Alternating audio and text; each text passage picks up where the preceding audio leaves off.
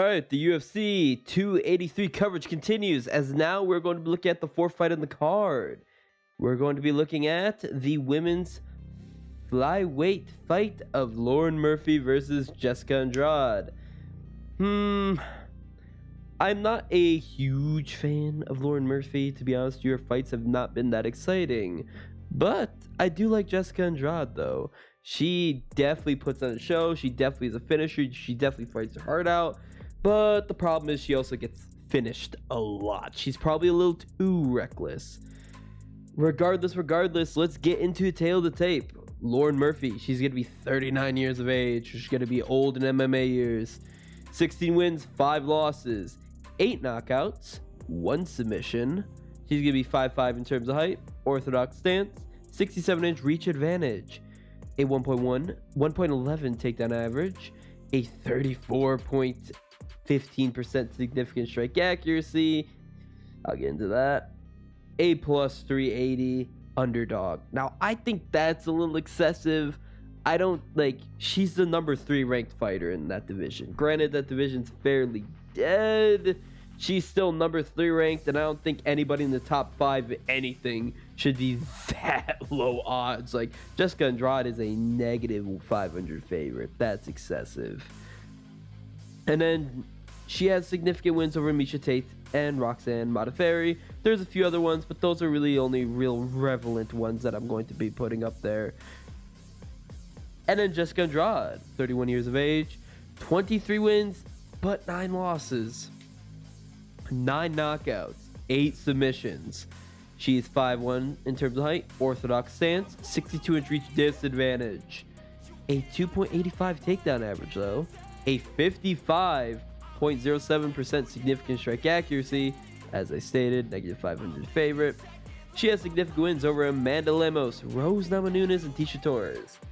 Tisha Torres is a nice win, but really it's the Lemos and Namajunas wins that I'm really going to be holding for Jessica Andrade. Now, Lauren Murphy. Lauren Murphy has rather sloppy striking, I'm going to be honest with you. You look at some of the shots she threw in her fight against Valentina Shevchenko, and they're really poor kicks, biffed punches, and she gets hit quite a bit.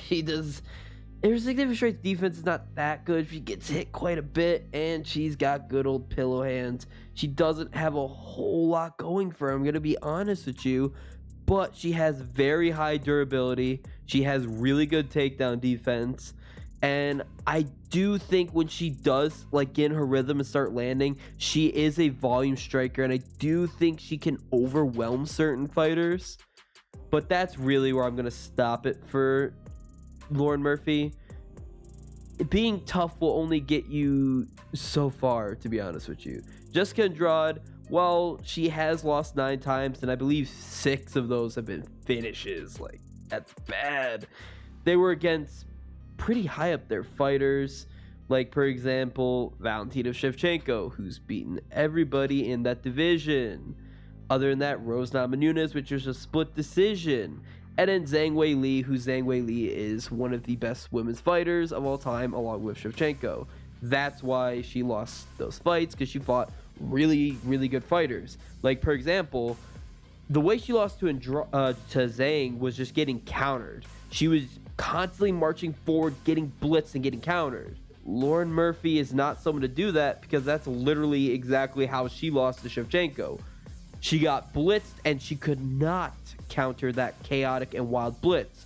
Jessica Andrade does not have the level of accuracy and precision that Valentina Shevchenko does, but she still could absolutely perform a rapid blitz. She's very, very good when it comes to chaotic brawls. She really reminds me of a Justin Gaethje sometimes, except she actually has good wrestling, good takedowns, and her submission game is underrated.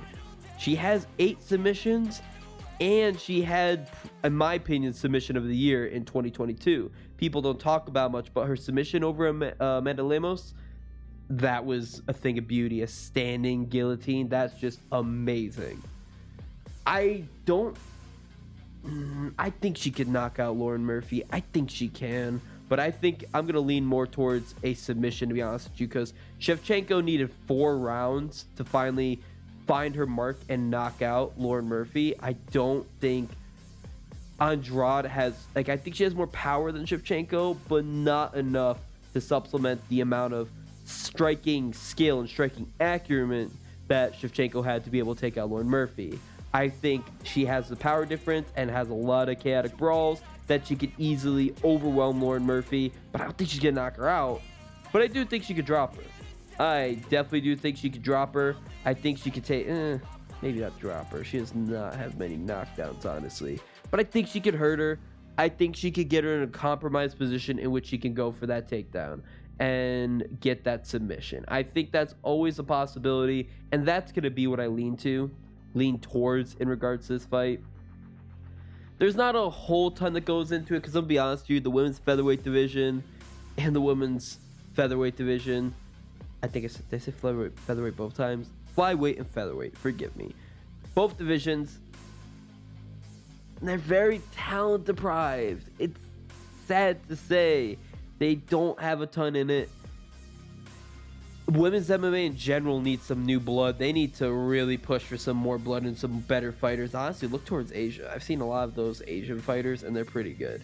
Regardless, I'm getting on a tangent. Maybe I'll do a discussion video on women's MMA. Regardless, I think I'm going to lean towards Jessica Andrade. I think I'm going to lean towards either a decision or a late round submission.